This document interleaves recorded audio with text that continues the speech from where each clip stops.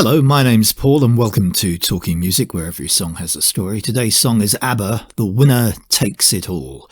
Now, I grew up during the 1970s and the music of ABBA was a kind of backdrop to my life. Their sound was unique. They took the stage by storm with Waterloo to win the 1974 Eurovision Song Contest. And to this day, in many polls on Eurovision, Waterloo is considered the top Eurovision song. Then their career kind of spluttered, with critics saying they're a one-hit Eurovision band. Ring, ring, and I do. How many I do's, I can't remember. I think there was about 5 of them. Were good pop songs and Waterloo-ish in sound, but didn't score well in the UK charts. They had a breakthrough, though, with SOS, late 1975, some 18 months after their initial success with Waterloo. And SOS sounded different. It was a ballad, and it got them back into the top 10. And in 1976, the band just exploded, and their success continued until they themselves could no longer continue. I mean, we were expected to be a Eurovision group, and that's a one-hit wonder. So we had a hard time, after Waterloo to prove ourselves. And I don't think we found our identity either until maybe a year after, when we recorded SOS and Mamma Mia. I think The Winner Takes It All is their best song. It's not my favourite ABBA song, but with all that's going on with The Winner Takes It All, and with what the song meant, I don't think they did anything better. They were a brilliant band, and this was them at their most brilliant best. It was released in July 1980 in the UK, a few months later in the US, and was included in their 7th album, Super Trooper. As usual, the lyrics were written mostly by Bjorn, the music mostly by Benny. But this time, Agneta carried the lead vocal on her own. The common story is that this song is about the marriage breakup of Bjorn and Agneta in 1979. That would fit a rather convenient narrative. A successful songwriter loses his marriage, he writes a song about a painful divorce, and his ex-wife sings it, so it had to be about them, surely. It was written during the divorce. This was Fleetwood Mac's Go Your Own Way, one step beyond. It would be very easy to think that the words were taken from the Bjorn and Agneta story, but they weren't. Bjorn at the time stipulated that the song was not based on reality and personal experience, and I believe that, though there would be many who at the time thought that the gentleman doth protest too much. I think The Winner Takes It All was inspired by his own divorce. It gave him another avenue to travel down as a songwriter. His personal heartbreak inspired the theme for the song, but you have to believe him when he says there was no winner in his case. If anything, they both lost. Discuss our private lives, you know. We don't want to discuss it anymore. At least not I.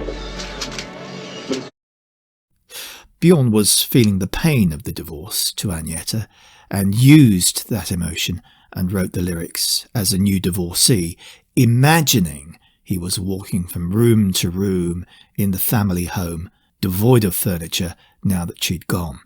A bottle of brandy, as the story goes, helped him create the lyrics about gods and judges. And Bjorn had written The Story of My Life, which was his working title for the song, indeed a title that could easily pinpoint that the lyrics were about Bjorn himself. When Bjorn took the song to Benny, the song was built up with descending chords on the piano line. Descending chords always give a song a more melancholic feeling, and The Winner Takes It All had this feeling in abundance. Bjorn wrote the lyrics in an hour or so.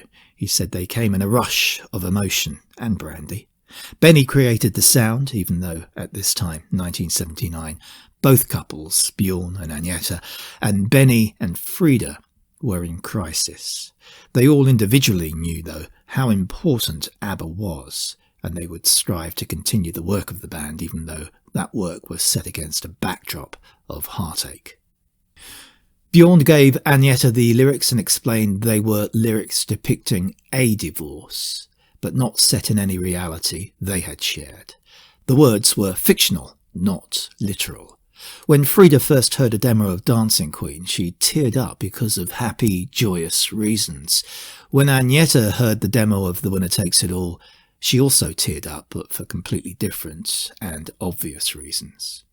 There were no winners in their divorce, especially because children were involved. Yet Agneta has repeatedly said that the song is her favourite ABBA song. It must have touched her soul. A lot to express. I like that. And I also like to interpret the songs. So if they give me a song that is very sad, like The Winner Takes It All, and so I really try to do the best of it and to put myself in that situation that the lyrics is about. So I'm very careful with that. I really know what the songs are about. The video told a story too. It was filmed in July 1980 on an island off the Swedish west coast, just 10 days after the Bjorn-Agneta divorce had been finalised. Bjorn praised Agneta's performance of the song in the video, which saw her almost at the point of tears and aloof from the rest of the band as she poured her heartache out into the song, front on, facing down the camera. This underlined a lot of what people wanted to believe, that the song really was about her and Bjorn. But in truth, her emotional stance in the video was based on her own divorce as she sung lyrics to a fictional one. Bjorn said she was like an actress playing a part, and playing it very well. Indeed, years later, in the film Mamma Mia, another actress, a great one, Meryl Streep, sang the same song. So how did it fare? Well, let's have a look at the charts. It went to number 1 in the UK, 9th of August 1980, spent 2 weeks at the top, ended up being the 16th bestseller of the year in the UK for 1980. You would have thought a song of such magnitude would have scored much higher in terms of record sales, but you've got to remember it was released from the Super Trooper album, which was one of the best-selling albums for 1980 in the UK. So people already had it on the album, rather than going out and buying the single as well. But it still made number 1. In fact, it was ABBA's 8th UK number 1, with one more to come, Super Trooper. By 2021, the official sales for the single in the UK stood at 920,000 copies, just shy of the million mark. In America, it was released some months later and peaked the following year, 1981, in March. It got as high as number 8 and stayed at number 8 for 2 weeks before it started to slide down the chart. It was their 4th and final hit there. It spent a half a year on the Hot 100, so it was a slow rise to number 8. We can only guess how successful ABBA might have been in the US if they'd only promoted themselves there. But this was a contentious issue in the band, as Agneta wanted to stay in Sweden, closer to her small children. It was Billboard's 23rd biggest hit of 1981.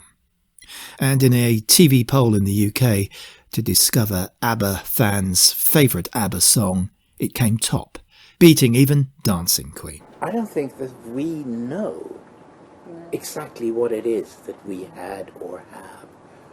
Or we cannot pinpoint or say exactly, this is why we had such success. We don't know. We just did it from our hearts. But I think it's a bit more than that, actually, because we were two couples. We were in love. You and Meta had children. I think that people, in a way, could identify with us, you know, which maybe made it easier to look upon us as normal human beings, having a success with what we like to do. Some call this song the greatest ever heartbreak song. Musically, it's a great production. It ebbs and flows, rises and falls, finishes with a crescendo after starting out with a single plaintive piano. It put Agneta in the strange position of singing a breakup song written by her husband at the time of their breakup. With all that emotion in the air, the scene was charged, and the possibility of something great was forthcoming. I don't think it disappointed. Do you? The Winner Takes It All from ABBA. And that's it for another Talking Music, where every song has a story.